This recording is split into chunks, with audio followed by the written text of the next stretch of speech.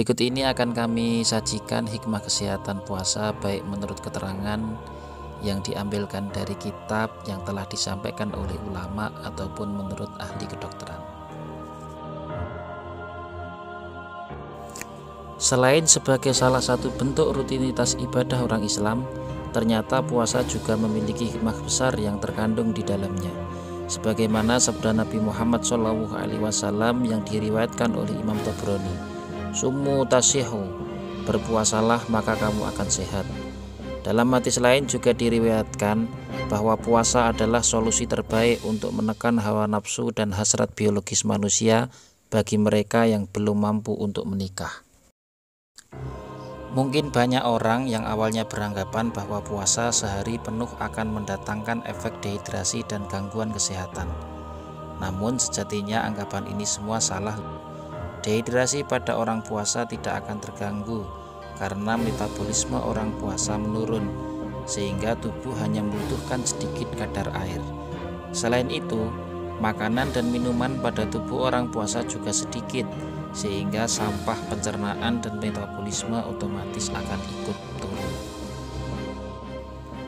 Seorang ulama yang bernama Syekh Abu Abdurrahman Abdullah dalam kitab Taisirul Alam Syarah Umdatul Ahkam mengatakan bahwa kondisi perut harus ada pengistirahatan setelah melakukan proses pencernaan.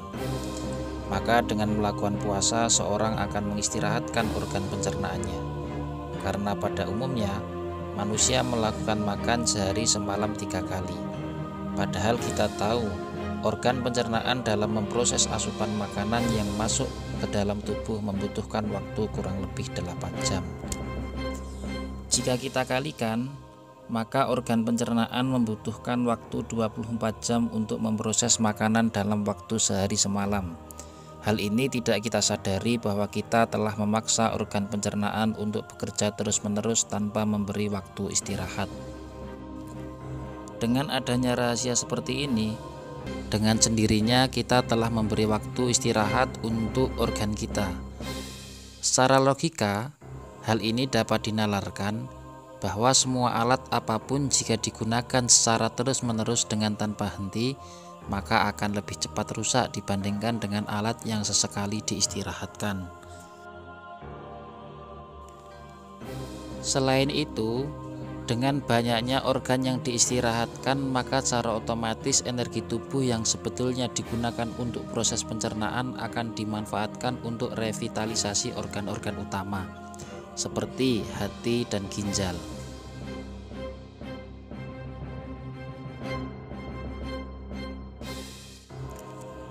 Meskipun belum ditemukan nalar secara ilmiah, namun baginda Nabi ribuan tahun silam telah menyabdakan, sebagaimana diungkapkan dalam kitab Jami Shohir, bahwa baginda Nabi Muhammad SAW bersabda, puasa akan menyehatkan lambung, melangsingkan tubuh, dan menjauhkan dari siksa api neraka.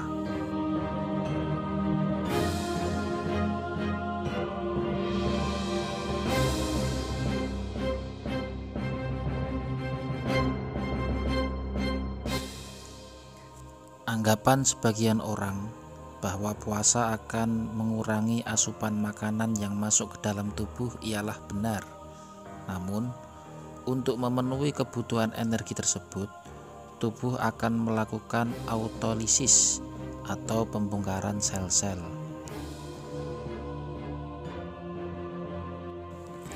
Secara ilmu kedokteran, karena yang paling efektif menghasilkan energi ialah lemak, maka sel inilah yang lebih dahulu akan dibongkar. Bukan hanya sampai di situ, bahkan proses autolisis ini sekaligus akan terjadi proses detoksifikasi atau pelepasan racun dalam tubuh.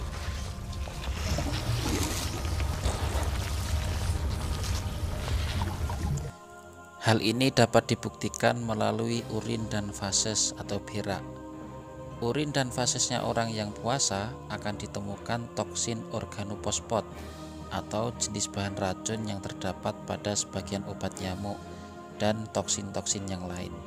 Biasanya, toksin ini masuk ke dalam tubuh dan menyatu ke dalam lemak. Demikian fikih kedokteran dengan tema puasa. Nantikan tema yang lain seperti puasa, wudhu, bersiwak, dan yang lainnya pada pertemuan-pertemuan selanjutnya.